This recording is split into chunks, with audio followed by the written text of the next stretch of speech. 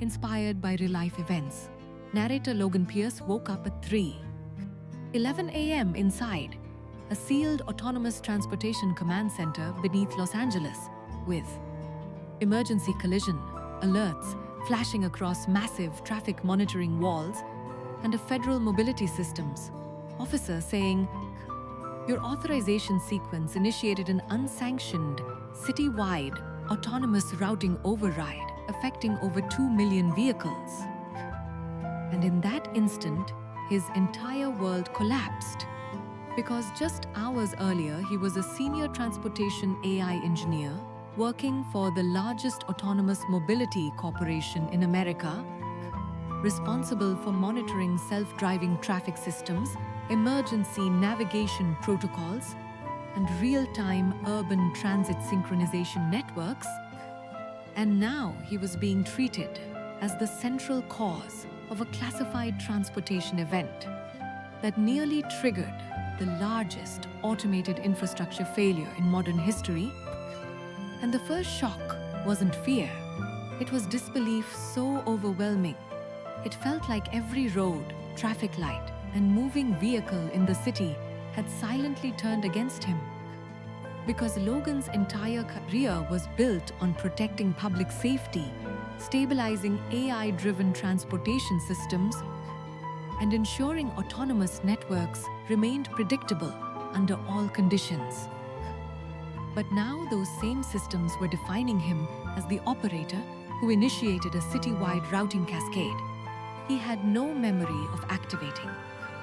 And within hours, his transportation clearance was suspended, his biometric credentials frozen under federal mobility security law, his apartment sealed for digital forensic investigation, and internal transit telemetry logs labeled him as primary anomaly in distributed autonomous routing escalation event.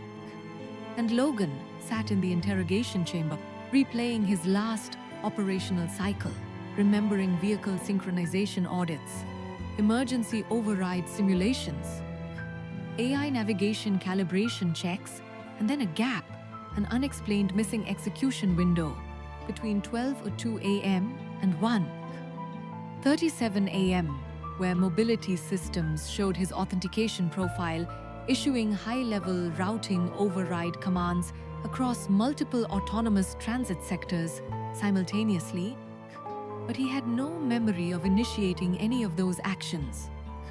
When investigators showed him synchronized traffic telemetry, displaying mass rerouting patterns unfolding under his credentials across highways, intersections, and public transit systems throughout Los Angeles, Logan immediately said, "That's not me, I never activated those systems." But the lead mobility officer replied coldly, "The network has already verified complete operational integrity across all autonomous layers."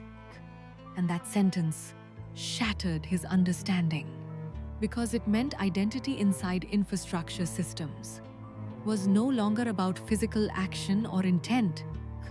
It was about validated network execution. And by sunrise, he was released under continuous federal surveillance, while National Transportation Intelligence Systems had already classified him as a high-risk urban destabilization vector. And outside the facility, Logan stood beneath the neon glow of Los Angeles, watching endless streams of autonomous vehicles move silently through the city, while invisible AI systems quietly controlled every route, decision, and movement, despite the crisis tied to his name. And that night, he received a message through an encrypted transit relay saying, "If you want to understand the routing event, come to sub-level tunnel Epsilon 8 beneath the abandoned metro synchronization hub. No devices." And despite knowing it could permanently erase what remained of his life, he went. Because when a system defines you as the threat to an entire city's movement, truth becomes more important than survival. And deep beneath the abandoned metro tunnels, he met Dr. Olivia Kane, a former autonomous mobility architect who specialized in urban AI network integrity and transportation anomaly reconstruction. And she didn't soften the reality. She immediately showed him reconstructed routing pathways and said, "Your identity wasn't physically present inside the mobility layer. It was replicated through a live authentication relay embedded inside the autonomous transit network." And Logan instantly said, "Then I can prove I didn't do it." But Olivia replied, "You're still thinking like someone inside traditional accountability systems, not like someone inside autonomous infrastructures where execution itself becomes accepted operational truth once the network stabilizes around it."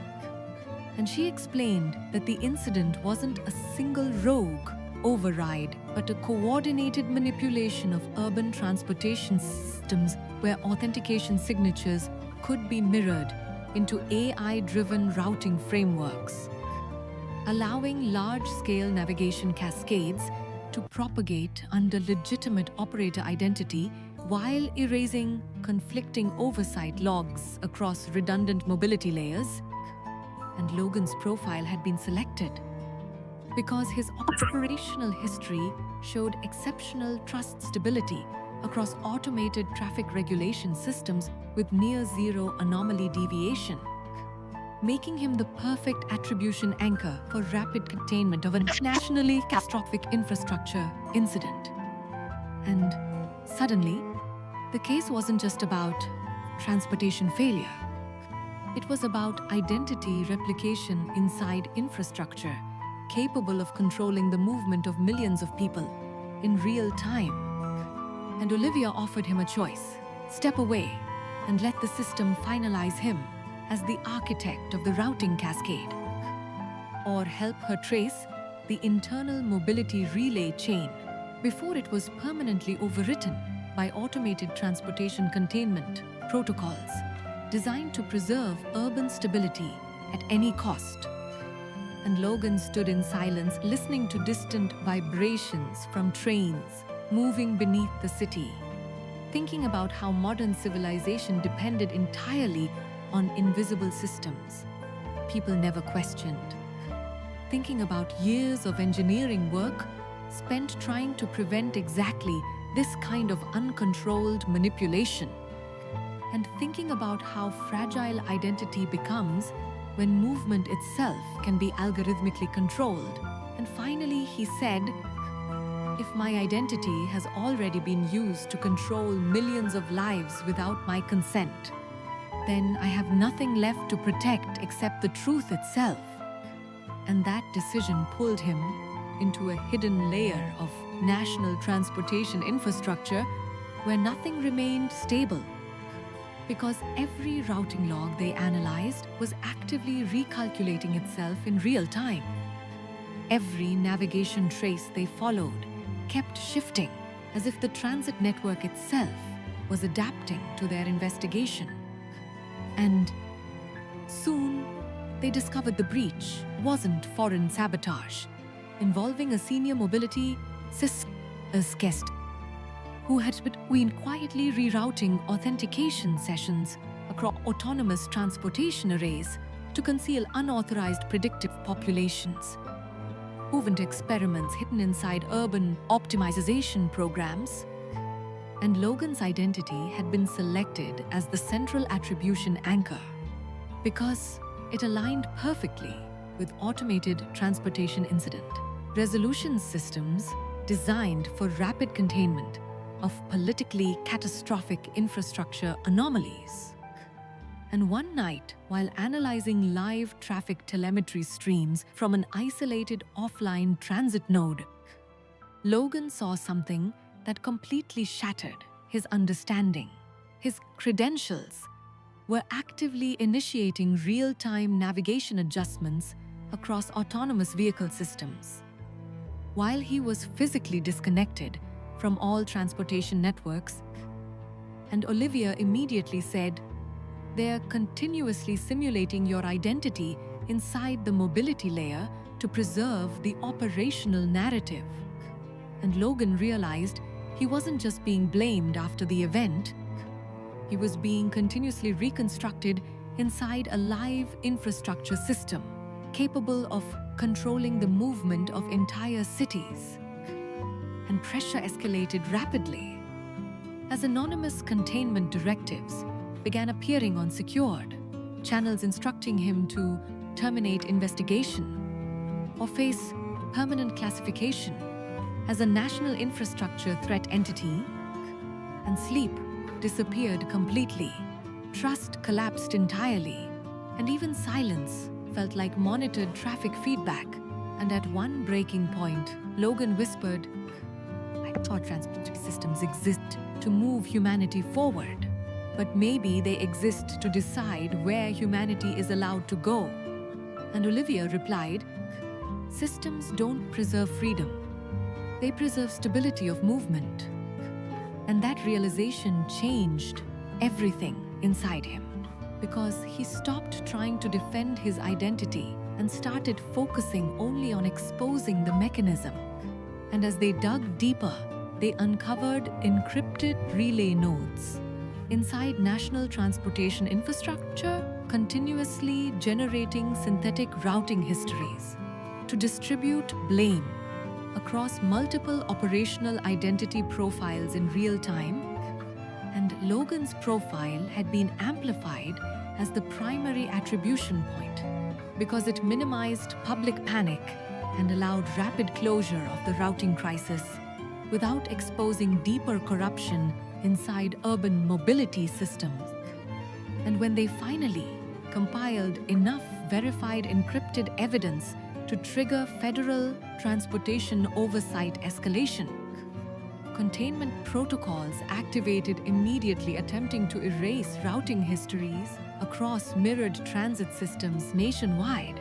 And Olivia said, "This is where most people are permanently absorbed into official explanations of infrastructure failure." And Logan replied, "Then I'll be the anomaly they can't reroute away."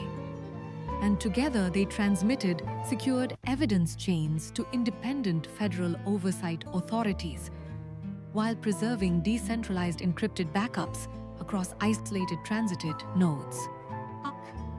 And within days, the investigation escalated into a nationwide infrastructure corruption probe, exposing identity replication abuse, autonomous routing manipulation, and coordinated mobility system exploitation across governments, corporations, and intelligence sectors, and arrests followed within senior transportation architecture divisions. And when it was over, Logan stood alone beneath the glowing skyline of Los Angeles, watching endless autonomous vehicles continue moving through the city as if nothing had ever happened, realizing that the most dangerous truth about advanced systems is not that they fail, but that they can assign failure to a single identity and make it appear operationally undeniable. And a week later, when he met Olivia for the last time beneath the dim glow of dormant transit arrays, she asked him, "What did this change in you?" And Logan looked at the endless navigation streams moving across the screens and said, "It showed me that identity inside systems is never freedom. It is assigned direction." And she asked, "And what did you gain?" And after a long silence, he replied, "The understanding that truth doesn't survive inside controlled infrastructure systems. It survives only in the people who refuse to accept a version of themselves generated to preserve the stability of the network itself." And as he walked away alone into the endless lights of Los Angeles, while millions of autonomous vehicles continued moving silently through the city, he finally understood the deepest reality of his journey, that sometimes life doesn't destroy you directly. It quietly assigns you the collapse of an entire system and waits to see if you accept the route it created for you. But real survival begins the moment you refuse to become the identity a system designs to protect its own control.